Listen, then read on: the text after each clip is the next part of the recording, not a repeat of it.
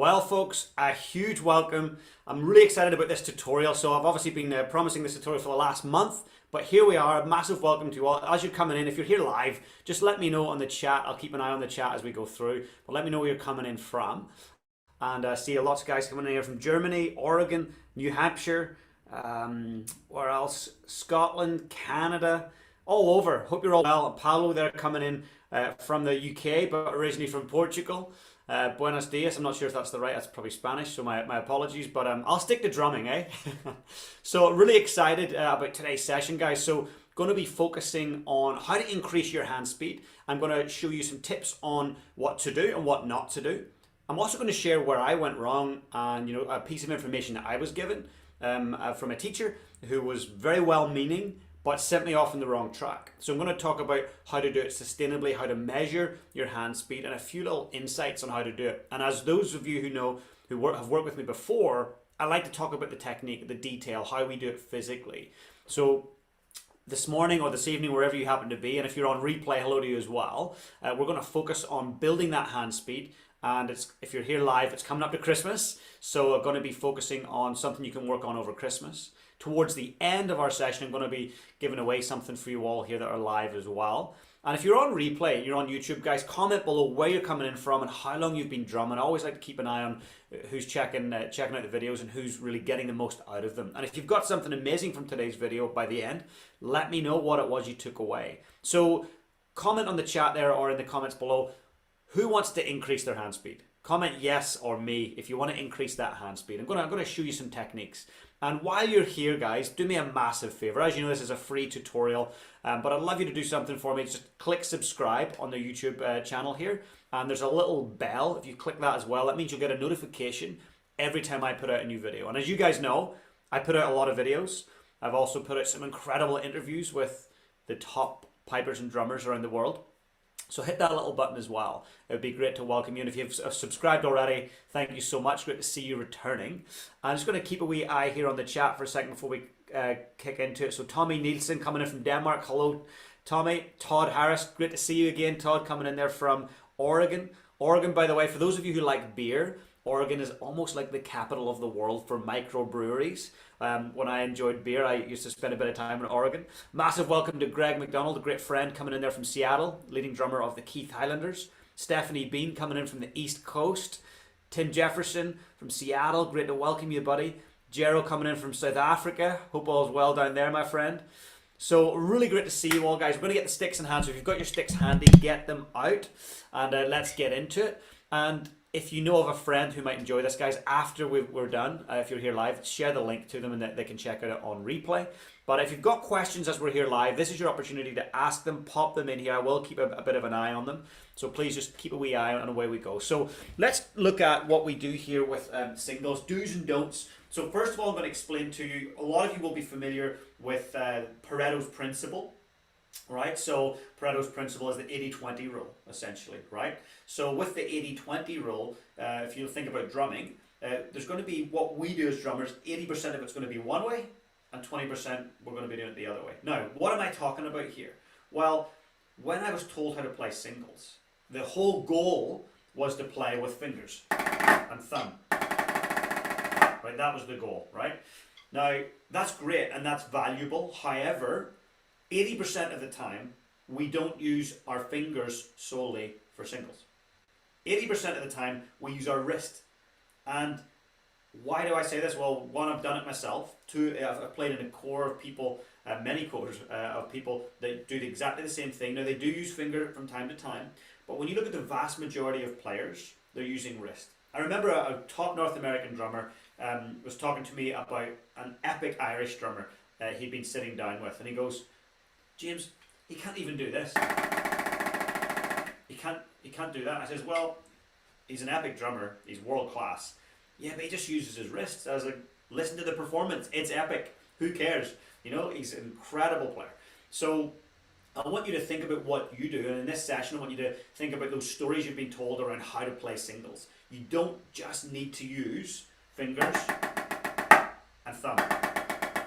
Not at all, right? They are valuable and we use them a little bit, but you can become a really great player and play at top speeds without having to use your fingers for singles. Okay, so let's get that straight to start with. I've been in rooms and in workshops where I've heard tutors say the best singles have to be played with fingers. That's just not true.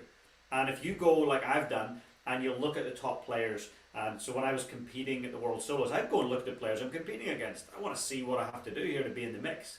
And you slow down those videos, which on YouTube you can do, you can see there's a lot of wrist work.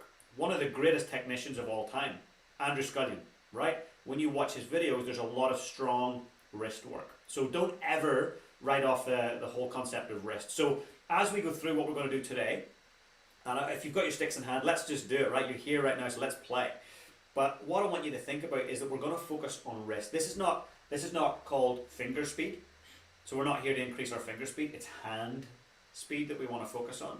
So let's look at the right wrist. And please, guys, excuse me. It's spring, summer. It's the start of the summer here. My allergies are going nuts. Not ideal for YouTube Live, but this is raw and real. So if I go off camera for a moment and go on mute, you'll know what I'm going to do, okay? So let's take a look at this, what's going on here. So we're not focusing on this, right? That's not what we're focusing on right now. We're focusing on this, right? That movement there. So that takes up 80% of what we do, right? The other 20% is made up of this and forearms, right? But we're going to focus on this, the bulk of what we do. So it's really important just to be thinking about how you use that, right? And make sure you get clear strokes. Keep it relaxed, right? So we want to stay relaxed. We don't want to be death gripping it. For those of you who haven't checked out my stick position and technique videos, do go and check those out afterwards. But we really want to be keeping it loose and relaxed, right? Left hand, the same thing. It's the wrist that we're going to be utilizing here, right? Okay, so we're not doing... Now I'm going to remind you, it's not that we don't ever do that, because we do, but we're going to be focusing on building this wrist strength. And trust me, you can play. You can play at speed with just your wrists. You don't need to use your fingers. Okay, so if your fingers just don't work, that's okay, don't worry. So let's take a look at it, guys. And what I'm going to encourage you to do is get a metronome and measure your progress. You cannot increase your hand speed unless you measure it. Right, it's so important. In your car, I guarantee you have a speedometer, right? Every car should have one, right? You're measuring your speed. Same thing with drumming. You should be friendly with the metronome. I know some of us hate the things, but it's really important that we embrace the metronome, right? So what I want you to do is start slow and build this up, but it's not about the speed you get to, it's the quality of what you're doing as you're increasing your speed. So be patient, right? Drumming is a delayed gratification for sure. And you probably, if you're anything like me, you've probably set your potential here, like, well, I can't do this and I've got this injury and I've got a sore shoulder and I'm too old or I'm too young or I don't have the teacher. Honestly, once you start going, nah, I can do this, and you start setting your potential higher, you start to work and practice in a more focused way. I was sharing this with my inner circle guys, and for anybody that's part of my pipe band drumming inner circle, please comment here and let me know. It's great to see you guys, a massive welcome to you all. But I was talking to them just about that whole concept of wrist over finger, right? And measuring that with the metronome and getting clear on where the metronome sits on each beat. So just it's simple stuff, but it's not easy, right? Simple doesn't necessarily mean easy, but measuring as you're building that speed up and getting that momentum happening, right? Let's keep a wee eye here in the comments just as we're here live. Coming in there from Belgium, welcome Gunther. Ian coming in from South Africa, great to see you. Craig coming in from Christchurch, that's exactly where I'm from, good to see you, Craig. Chris coming in from Edinburgh, Jim coming in from South Africa, massive showing from South Africa. Rob in Rhode Island, hope you're all well, mate. So guys, let's take a little look at this, right? So that's the exercise A.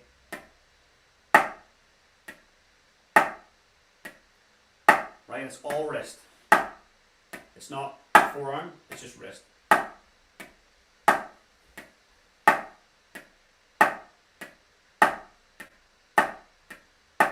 So you can do that gradual, accelerated tempo. And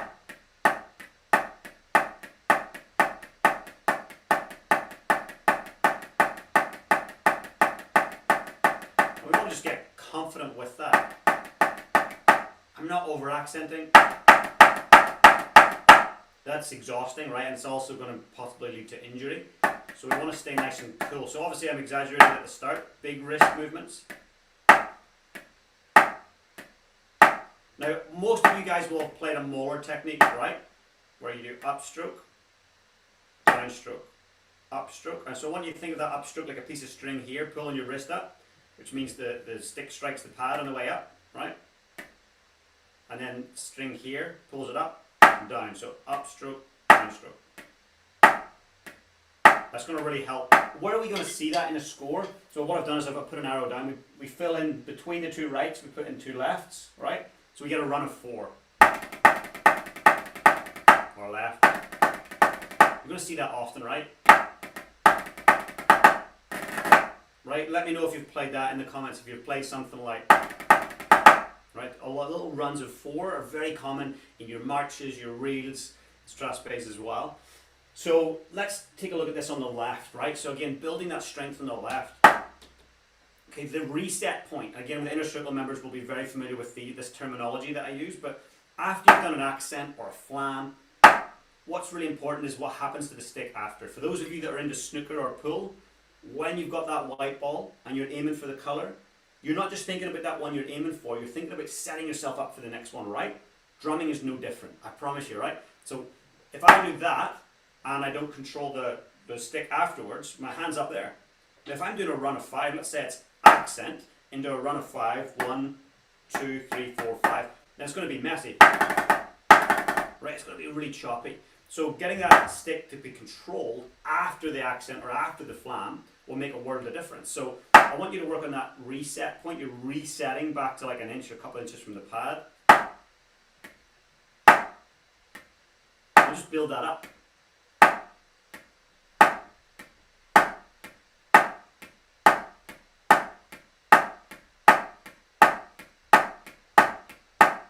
Just keep it there for a bit till you get comfortable.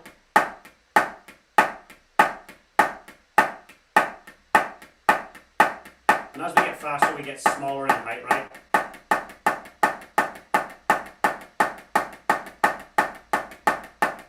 Okay, so we're building that wrist speed up, right? So it's not finger speed that we're looking at, it's not forearm speed, because you're not going to get a lot from there, right? But we're building that up. And again, if you think of the Molar technique, so you'll see an upstroke on the soft note and then a downstroke on the accent. So it's going to be downstroke, and then the upstroke is the string is here, string is here,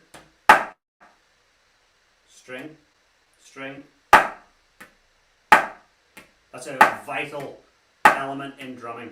Getting that grooving, that happening is so important. Again, smaller as we speed up. So if you go and watch some, like a legend like Jim Kilpatrick play, and you watch him play a little single run, you'll see this Molar in action. And it's not that a player thinks about a Molar as they play it, because it becomes a condition, it becomes a subconscious action, right? Because we're doing the work, we're building the hand speed. Okay, now guys, as we go, if you've got any questions, please pop them in down on the comments. And if you're here on replay, just put them in as a comment. I'll jump in every now and then on the replay and respond to all the comments. And again, if you're here, guys, hit that subscribe button on YouTube. That would be a huge help on my end. Also, it means you get notifications every time I do a free tutorial. And also, you'll see in the description that I've put a link to our free Facebook group. And also, guys, there's a 7-day course I put together, and there's been hundreds of drummers go through this 7-day course. It's called Drumming Transformation Week. It's up in the link as well, so feel free to go up and get that course absolutely free, and every day for a week you'll get a video tutorial from me, also with downloadable PDF rudiment sheets, so go and check that out. Big welcome to Charlie Finlayson, absolutely brilliant to see you, my friend, coming in there from England. Stephanie and Robert, also Inner Circle members, great to see you guys. So guys, let's take a look at the 3. So to me, when you're building a hand speed, you don't want to get caught just doing this, and a lot of us do. You want to do your 3s, which lead into 6s, and you want to do your 4s, which lead into 8s, right? Because you're going to come across those. It's about practicing to be practical, right? A lot of people will practice rudiments that really don't serve a purpose, and they become great at this rudiment that doesn't serve anything else. So for me personally, I think time is really precious, so we've got to be focused around what we practice so that it helps us move forward with something in our drumming, right? So let's take a look at B, okay? So accent, soft, soft. Can you see the Molar yet? which stroke is the upstroke? I'll let you guys comment.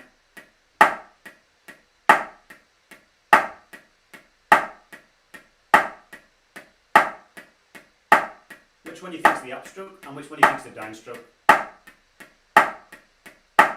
So you've got 3 in total. So one of those 3 is the downstroke and one's the upstroke. Which one do you think?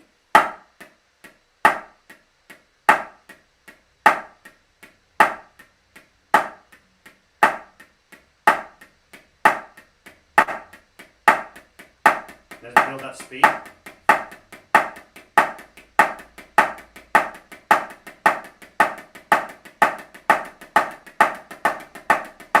And you can see again, it's not wrist. Often when I see people struggling, so people who are starting out in their drumming career or maybe playing at say grade 5, grade 4 level, and they're struggling to get that flow and that smoothness, it's often because they're doing this. They're doing the roboticness, right? Their buzzes are from big forearm movements, their singles are from forearm movements. As soon as you relax and let the wrist do it, it all changes. Right? Yep, lots of... You guys are all right. Brilliant. Paolo, Jero, and Ian all say it's the 3rd stroke is your upstroke. Absolutely spot on. Look, 1, 2, 3. 1, 2, 3. 1. And then which one's the downstroke? Is it obvious?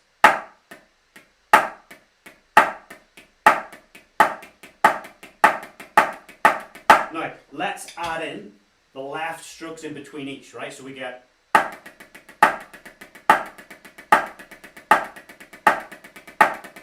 Okay, so all we're doing is triple that, but we're putting the little subdivision in. So 1, 2, 3, 1, 2, 3, 1, 2, 3.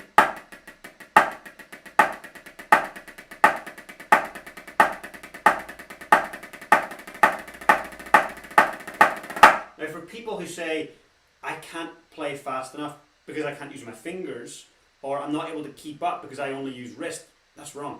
The speed that I'm playing there, you'll be able to play in any pipe band drum corps. I'm playing MSRs and medleys and the hornpipes and all that stuff.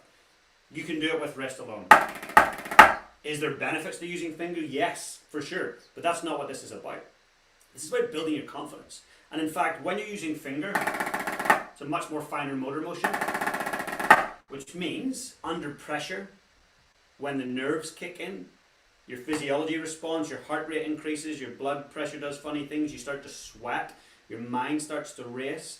Well, it's much harder to control those finer motor motions, the finger motions. So your singles all of a sudden become a little choppy. Comment below whose singles have fallen apart at times, right? Or they get messy when they're a bit nervous. I have, for sure, I've experienced it, right? So if you use a bit more wrist, then it's less likely that you'll lose that motion. It's not as fine a motor motion. It means you'll be more consistent when you're under a bit of pressure. Let's face it, we all feel pressure at any level when we're performing. Sometimes performing in front of a school, if you're in a school, sometimes performing in front of your school could be nerve-wracking. Playing at your local competition, playing at an online solo, playing at the World Pipe Band Championships in Glasgow. We all experience different levels of anxiety, nerves, so the wrist is going to help you to combat that a bit. Let's try that again. So 1, 2, 3, 1, 2, 3. And we're subdividing.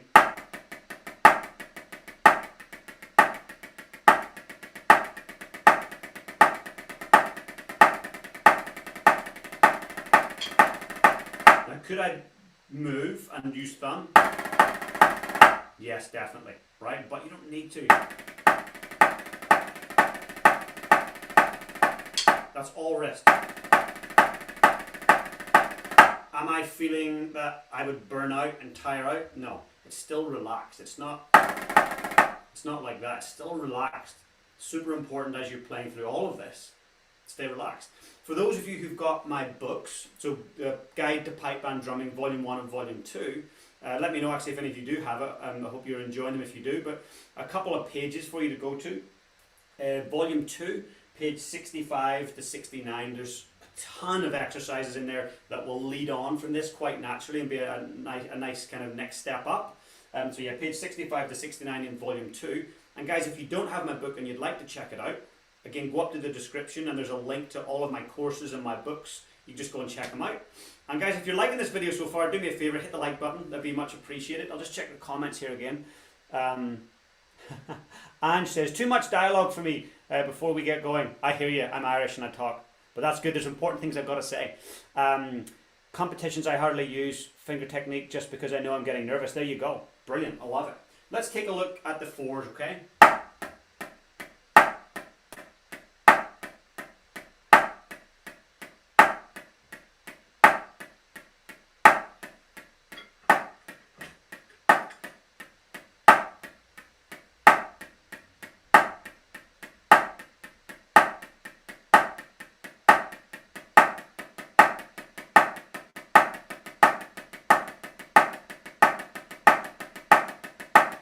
Stay relaxed. Bring the tempo back.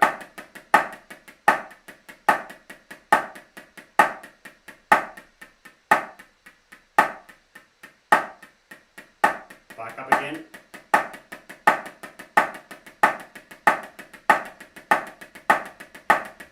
What I want you to do there is think when you start to feel strain or it gets untidy, pull your tempo back, relax again, and then come back in. Let's try that again.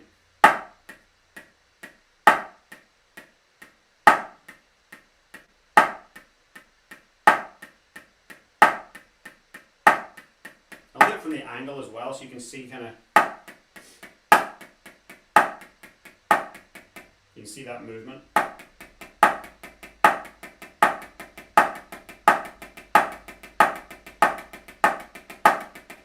Now it's not about the speed you get, I have to remind you, it's about how you do it. Right, so if you're doing this, take a look at what you're doing right now, guys, and just, are you doing this?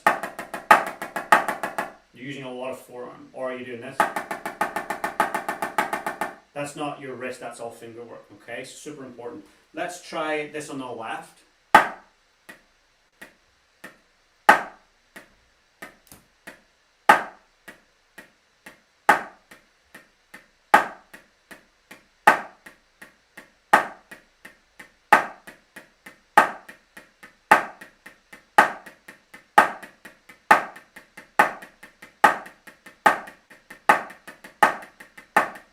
And again, you're not using finger, it's all wrist. And then if we fill it in, so we're going to do still 4 strokes, but we're going to fill them in with right taps.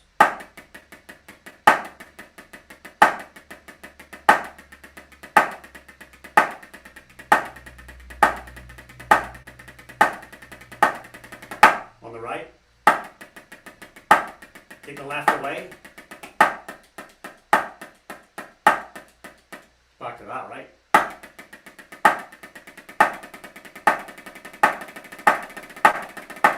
Now at that point there, what did I do? It got messy, right? So what I'm going to do, I'm going to bring it back.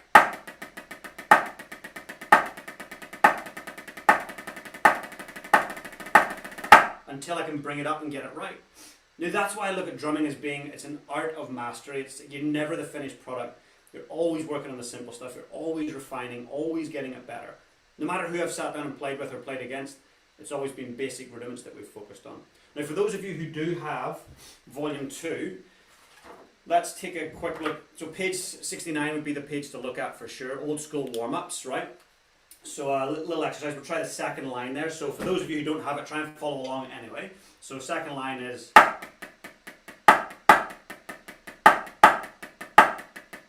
left,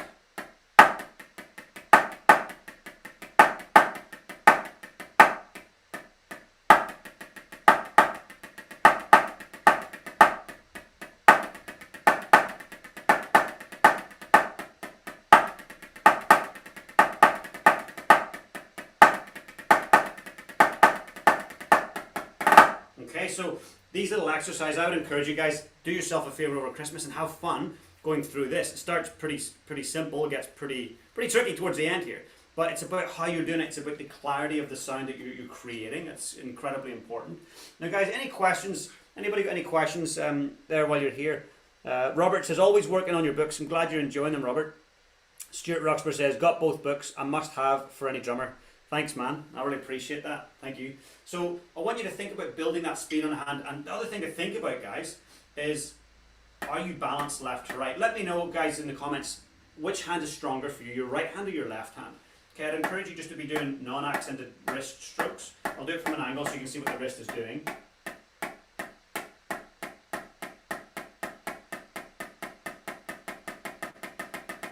Super simple, right? But you're building up that wrist consistency, right? As you do that right now, let me know which one is stronger or weaker.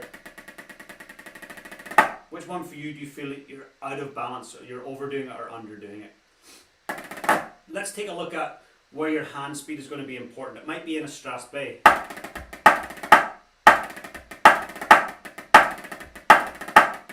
Something like that, right? Your hand speed, you've got to get it to a certain point or it's going to hold you back. So how do we build that? One, get the metronome on, start it slow. Start building up, pushing that metronome up 1 beat per minute. 1 beat per minute. If you don't have a metronome, you get a free one, just type in Google metronome. Or if you want to download one, it's also free, but you can get paid features. It's called the Piper's metronome. It is for us drummers too. Called the Piper's metronome, developed by Yuri Chisholm, world champion bagpiper. It's got some very specific features for pipe band people, which most of us are. But I want you to think about how you could develop your hand speed.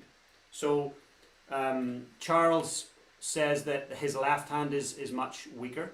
Okay, so Charles, there'll be others, I'm sure there's others that are feeling the same way as you. If you've got one hand that's weaker, what do? You slow it down, you do it much slower, you do it more consistently, and you do it twice as much as you do your right. Okay, it's the simple things, but actually executing on that and doing that, that's so important, incredibly important. And what I would do, guys, is encourage you to go, say we'll stick to the left hand, do, that's just me doing A, B, C.